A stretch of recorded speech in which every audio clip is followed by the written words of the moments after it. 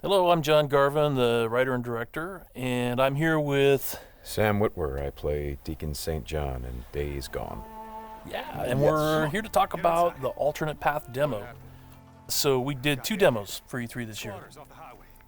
One you guys saw at the media showcase, and this one we showed behind closed doors on the floor at E3.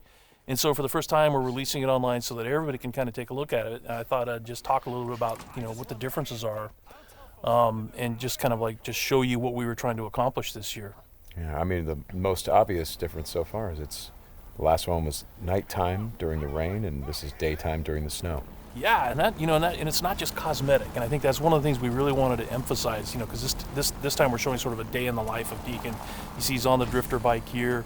We wanted to show a little more of the bike riding and how the weather can kind of impact that. So we have this drifting mechanic, right? You see him kind of slipping and sliding around a little bit. Changes the handling of the bike.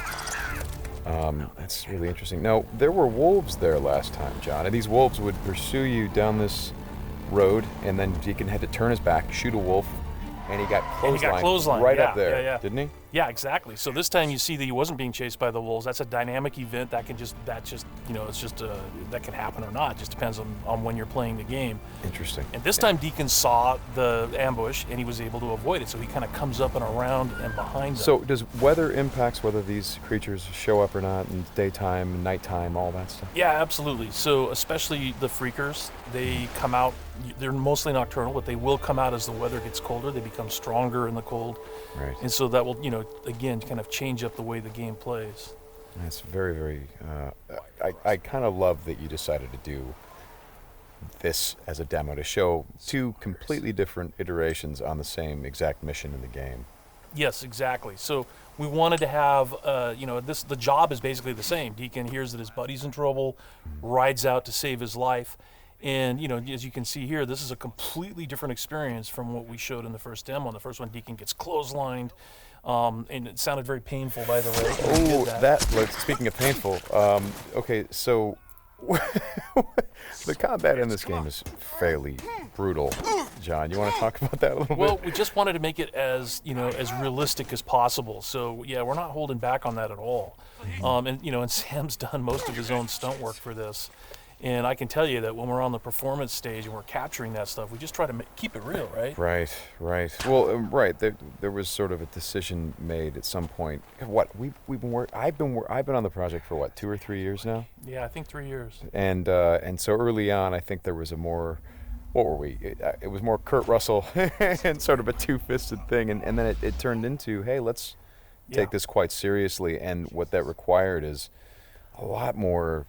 Taking this combat stuff and showing the horror of the violence that happens and it were this type of circumstance to take place. I mean, realism, weirdly enough, is the thing we keep going back to when it comes to not just the stunts, but also the performance style. I think, it was very important that it doesn't seem like a bunch of actors, saying lines. It was all very incidental.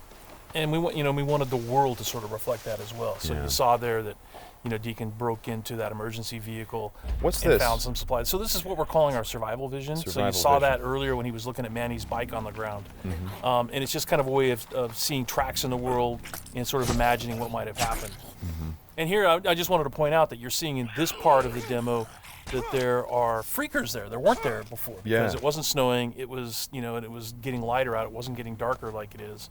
And so, it changes up the way you can play through the level. And what is this? We call this the meat wall. The meat wall. Yeah, and it's not just there, to make the guys who put them up to seem evil. They're there for a purpose because, again, freakers are living creatures. They eat. That's their primary thing. They want to eat.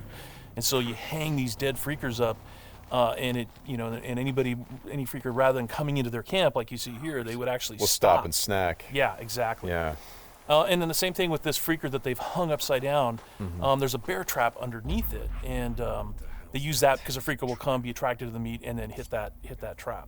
Interesting. Another thing you just saw, by the way, is that tin can. The tin can trap that you that's an alarm that the marauders will put up. And this is, again, some of the things that marauder camps just do. And you find these marauder camps throughout the world. You'll find traps like that, and then if you're careful and you're paying attention, you can avoid them. Because in the first demo, Deacon didn't avoid it, and he set off that alarm. Right. Now this is the same tactic that he used last time. Throws the rock to get someone to lure him over and have him step in the bear trap. But this one plays out a little bit differently than last time. One of the things that struck me, and we've talked about this obviously as we've shot, but there's an effort of the other Marauders to get this guy to shut up, and he won't. Yeah, and so in the first demo, Deacon's heading on down the trail, and you can hear that happening behind him. Right. And this time we're showing what happened. So, he's watching everybody react to this poor guy trapped in the in that bear trap, and she just is like, shut up, shut up, shut up, and then just loses it and shoots the guy.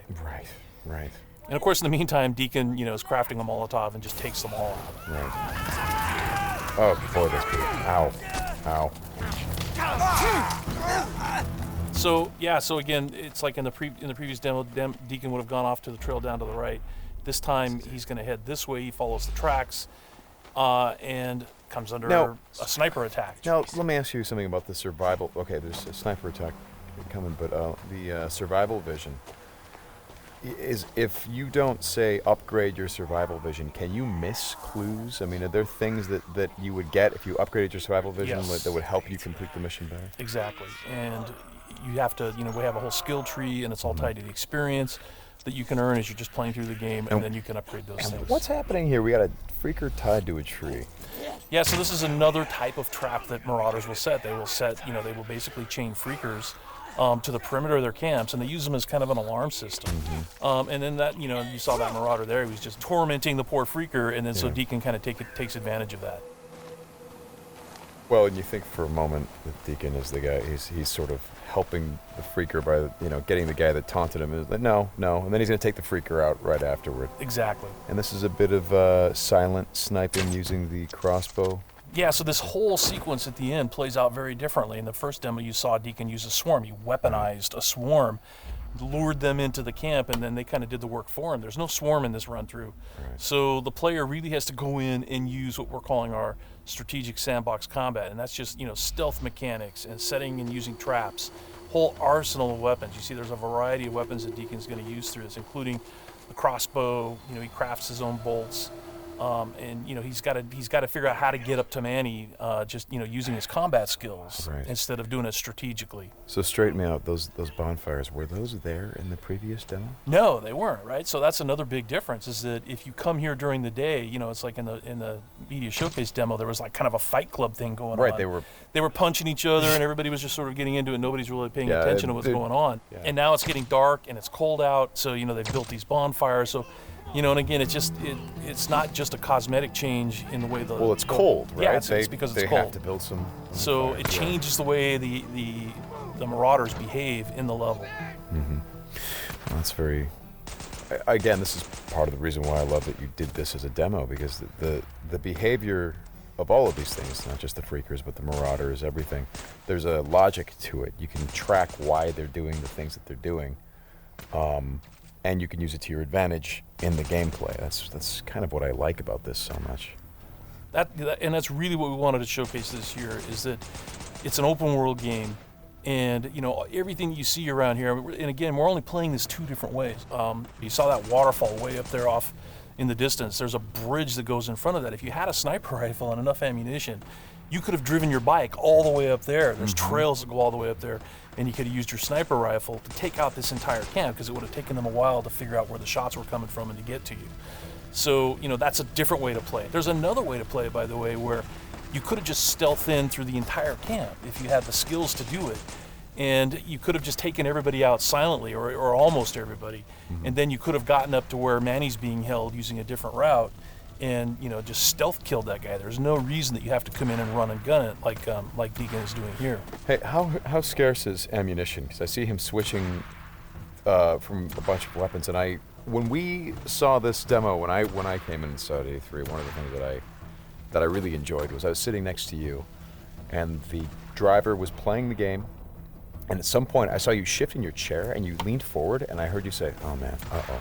And I'm like, whoa, what's going on? He's like, he's going to get killed. I'm like, whoa, oh. And I leaned forward. I was like, oh, I guess there's some real danger. And one of the things was that he was running out of ammunition, and he was trying to go pick up ammo from the dead he was looking for Marauders. ammo, But but he was under fire. So when we were at E3, we had a whole team with us, and everybody played it slightly differently. So it just shows you that it's not scripted at all. Yeah. And then this Rager Bear. Oh yeah, boy. the infected bear. The infected bear. That's, yeah. That's not what you want to see. Well, we thought that would be a good way to end the demo, is to show that it's just one, for Deacon's life. It's just one darn thing after another. Yeah. Right? You're going to save your buddy. You get clotheslined. You get attacked by wolves, or you think you're finally done. You've rescued you've gone through all this stuff, and then suddenly, Rager Bear. Right. Well, as you said to me, it's not just about exploring an open world, as it is the open world coming after you, the open world seeking you out, trying to... Yeah, exactly. That's our tagline. In Days Gone, you don't have to go seeking out trouble. The world comes for you. Trouble's looking for you. All right, Sam, thanks a lot. Thanks, John. It's been fun. And I hope you guys enjoy the demo, and we'll talk more about it soon.